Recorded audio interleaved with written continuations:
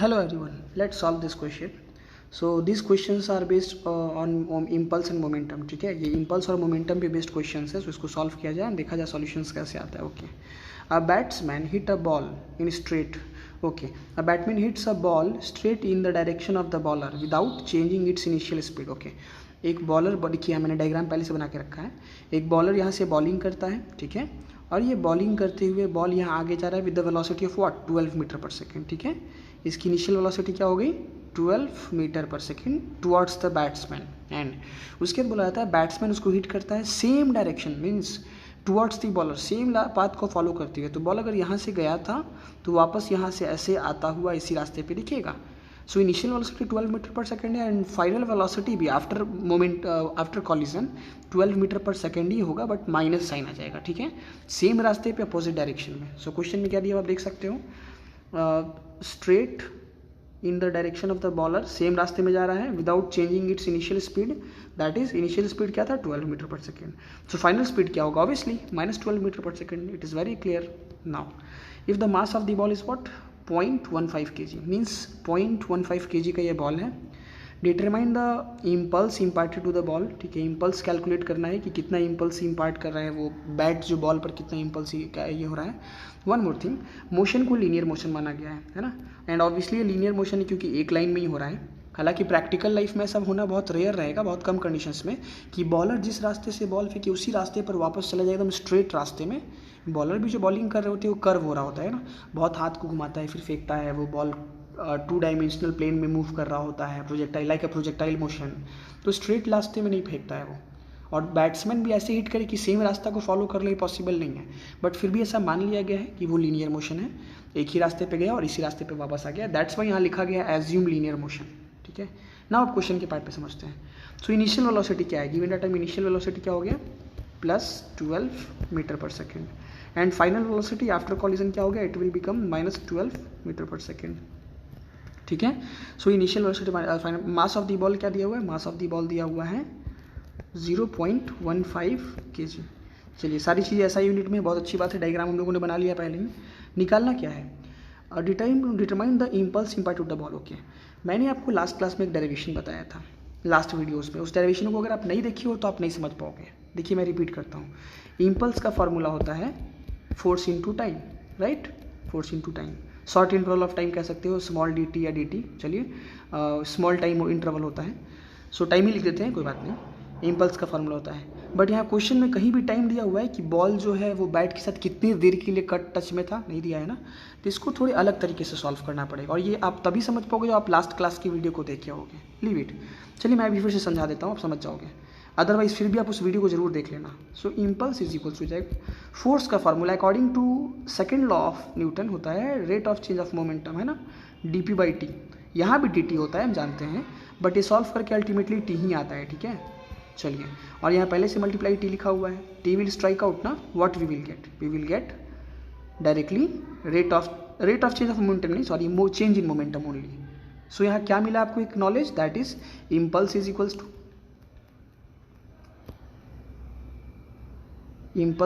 To change in momentum, है ना. Directly ये चीज़ मिला आपको, मीन्स इम्पल्स को डायरेक्टली क्या लिख सकते हो, change in momentum.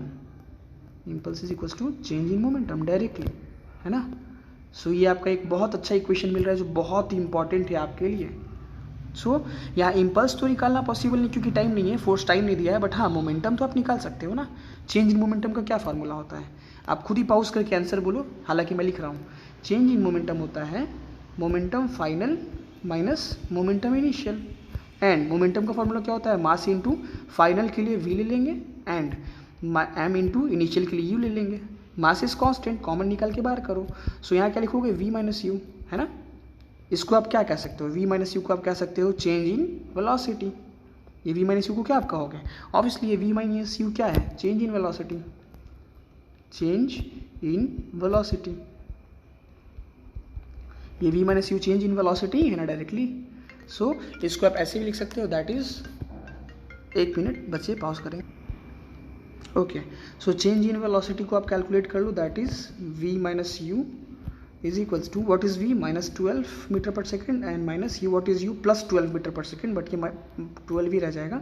So it will become minus 24 metre per second.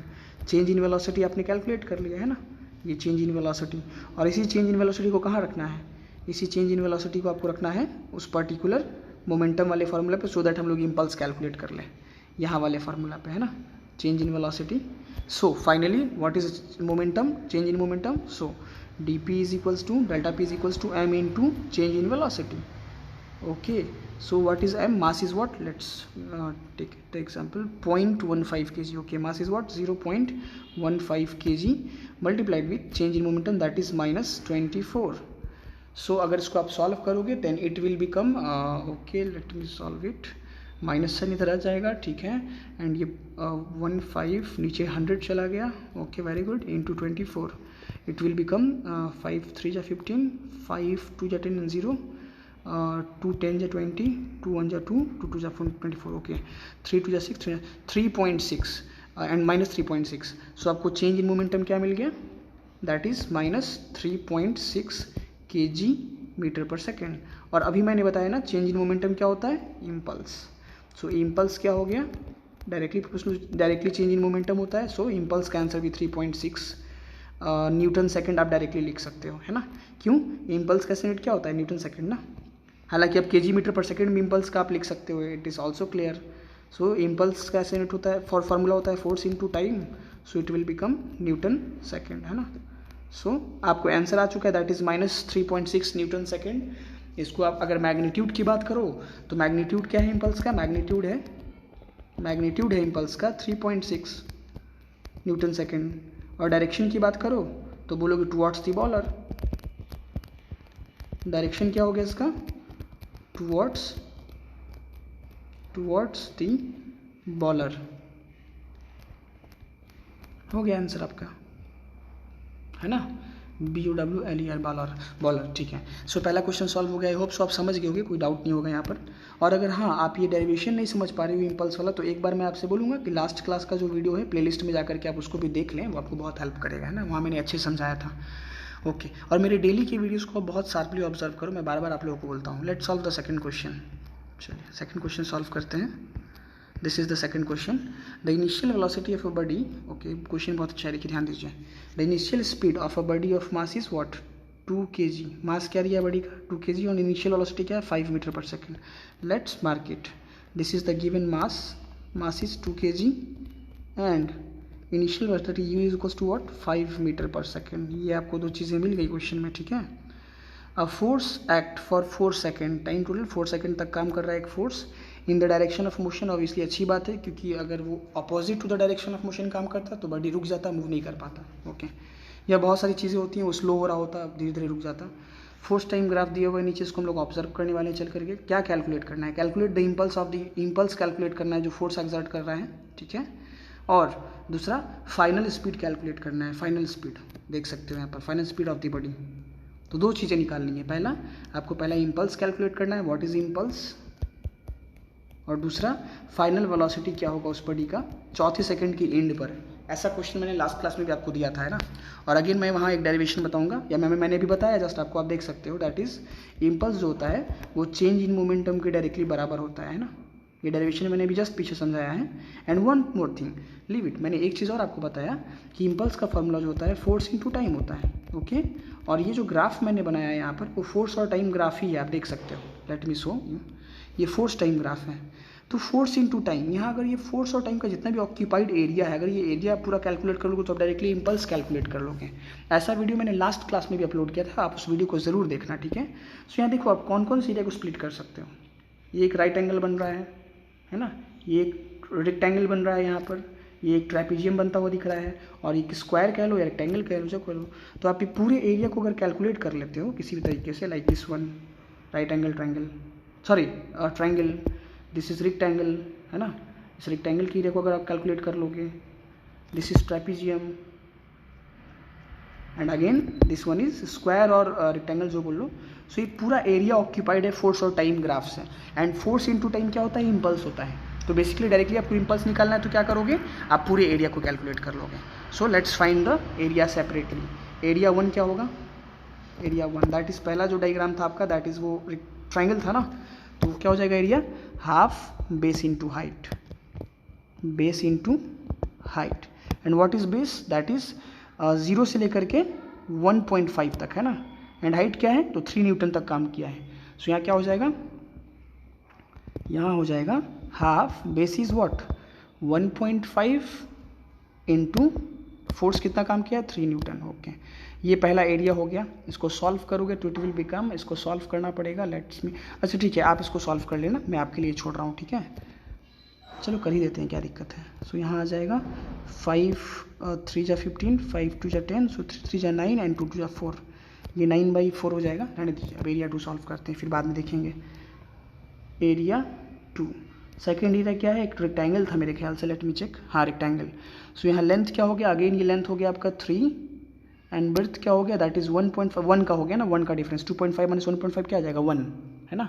So L into B कर दो, that is 3 into 1 directly, 3 into 1।